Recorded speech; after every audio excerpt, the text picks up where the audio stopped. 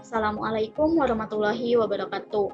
Alhamdulillah, puji syukur kehadirat Allah Subhanahu wa taala yang telah memberikan rahmat dan hidayahnya sehingga saya dapat membuat video pembelajaran untuk memenuhi tugas UAS. Nah, di sini saya akan membahas materi surat perikatan. Mata kuliah Auditing 1 dengan dosen pengampu yaitu Ibu Iis Dewi Herawati. Sebelumnya, perkenalkan, nama saya Elmawati dengan NIM 29021500034, Prodi Akuntansi Regular Plus. Nah, di sini pertama saya akan membahas materi surat perikatan terlebih dahulu. Di sini surat perikatan audit atau lebih dikenal dengan audit agreement letters adalah surat persetujuan antara auditor dengan kliennya tentang syarat-syarat pekerjaan audit yang akan dilaksanakan oleh auditor. Nah, biasanya di dalam surat perikatan itu ada bentuk dan isi. Nah, di sini ada bentuk dan isi surat perikatan. 1. Tujuan audit atas laporan keuangan. 2. Tanggung jawab manajemen atas laporan keuangan. 3. Lingkup audit termasuk penyebutan undang-undang, peraturan, pernyataan dari badan profesional yang harus dianut oleh auditor. Bentuk laporan atau bentuk komunikasi lain yang akan digunakan oleh auditor untuk menyampaikan hasil perikatan. Yang kelima, ada fakta bahwa karena sifat pengujian dan keterbatasan bawaan lain suatu audit dan dengan keterbatasan bawaan pengendalian intern terdapat risiko yang tidak dapat dihindari tentang kemungkinan beberapa salah saji material tidak dapat terdeteksi. Yang keenam, akses yang tidak dibatasi terhadap catatan, dokumentasi, dan informasi lain apapun yang diminta oleh auditor dalam hubungannya dengan audit. Yang ketujuh, pembatasan atas tanggung jawab auditor. Yang kedelapan, komunikasi melalui email. Nah, kedelapan ini adalah bentuk dan isi yang ada di dalam surat perikatan. Nah, biasanya pembuat surat perikatan itu harus memenuhi kriteria. Surat perikatan audit dibuat oleh auditor untuk kliennya yang berfungsi untuk mendokumentasikan dan menegaskan penerimaan auditor atas penunjukan oleh klien, tujuan dan lingkup audit, lingkup tanggung jawab yang dipikul oleh auditor bagi kliennya, kesepakatan tentang reproduksi laporan keuangan auditan. Nah, di sini saya akan membahas contoh surat perikatan audit dengan PT Integra Indo Kabinet Tbk.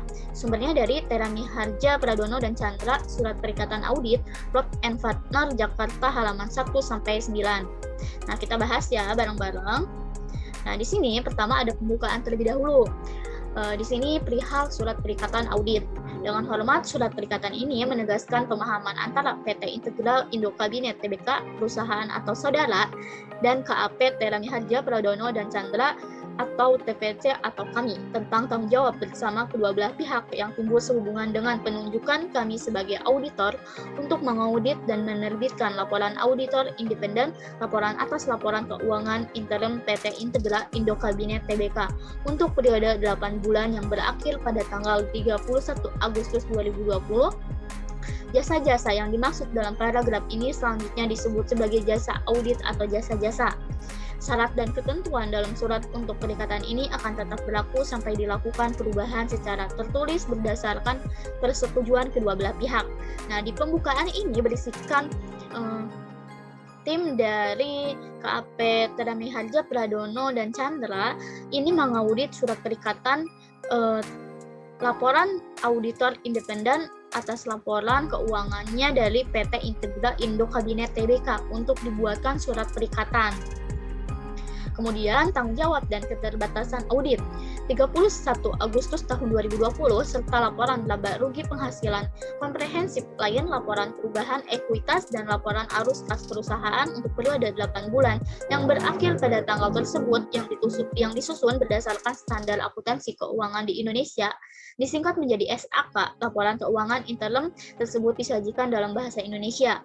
Tujuannya suatu audit adalah untuk menyatakan suatu opini tentang apakah laporan keuangan interim telah menyajikan secara wajar dalam semua hal yang material, posisi keuangan, hasil usaha, serta arus kas sesuai dengan SAK. Lanjutannya, di sini ada audit kami tidak mencakup pengujian dan permintaan keterangan tertentu yang dirancang untuk mengidentifikasi terhadap peraturan pemerintah atau peraturan industri yang relevan yang terkait dengan penyampaian dokumen, pelaporan, pemeliharaan rasio, atau hal-hal lainnya. Meskipun audit kami dapat mempertimbangkan beberapa aspek peraturan, namun audit kami tidak dapat diandalkan untuk mendeteksi semua masalah ketidakpatuhan yang mungkin diidentifikasi oleh badan pengawas yang relevan. Hal ini merupakan tanggung jawab direksi untuk memastikan kepatuhan terhadap. Nah, di sini itu berarti laporan keuangannya itu harus ditelaah lagi oleh tanggung jawab direksi keuangan dari perusahaan dan representasi manajemen. Audit akan kami laksanakan atas suatu tanggung jawab atas penyusunan dan penyajian laporan keuangan interim sesuai dengan kerangka pelaporan keuangan yang dipilih. Ada 3. Pertama, manajemen telah memenuhi tanggung jawabnya atau yang sesuai manajemen telah ikan dalam lahan sudah menginformasikan. Ada penelitian taksiran honorarium kami untuk jasa audit yang dimaksud dalam surat perikatan ini berjumlah 575 juta rupiah. Honorarium jasa tersebut belum termasuk pajak pertambahan nilai atau PPN sebesar 10%. Nah, kita taksiran honorarium tersebut di atas dibentukkan bagi PT Integra Indo Kabinet Tbk sebesar 200 juta rupiah, PT Belayan River Timber sebesar 65 juta rupiah, PT Intekrak 65 juta rupiah, PT Intertrend Utama 65 juta rupiah, PT Narkata Limba 65 juta rupiah, PT Intera Indonesia 65 juta rupiah, PT Integria Deporindo 50 juta rupiah. Nah, ini tuh berurutan dari yang terbesar sampai yang terkecil. Nah, pengakuan dan penerimaan disebut juga sebagai penutup. Silahkan bubuhi tanda tangan saudara pada tempat yang telah disediakan untuk menegaskan persetujuan saudara atas ketentuan-ketentuan dalam surat perikatan ini dan mengirimkannya kembali kepada kami. Kami sangat menghargai kesempatan untuk memberikan jasa kami kepada saudara dan kami akan melaksanakan perikatan ini dengan sebaik-baiknya. Nah, di sini tuh nantinya di akhir surat perikatan ini harus dibubuhi tanda tangan kedua belah pihak agar resmi dari ketentuan-ketentuan penelitian untuk dibuatkannya surat perikatan. Nah, alhamdulillah, semoga ilmu singkat ini dapat bermanfaat untuk kita semua. Mohon maaf apabila banyak kekurangan dalam penyajian. Kami masih sama-sama belajar. Mohon untuk kritik dan sarannya. Terima kasih. Wassalamualaikum warahmatullahi wabarakatuh.